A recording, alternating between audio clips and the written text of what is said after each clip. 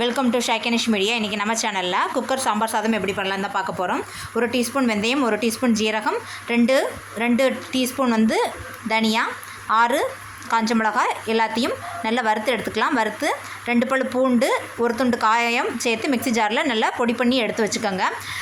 குக்கரில் 2 ஸ்பூன் எண்ணெய், கடுகு, கருவேப்பிலை, வெங்காயம், தக்காளி, முருங்கைக்காய், மாங்காய் எல்லாத்தையும் ஆட் பண்ணி நல்லா ஆயிலில் நல்லா வதக்கி எடுத்துக்கலாம்.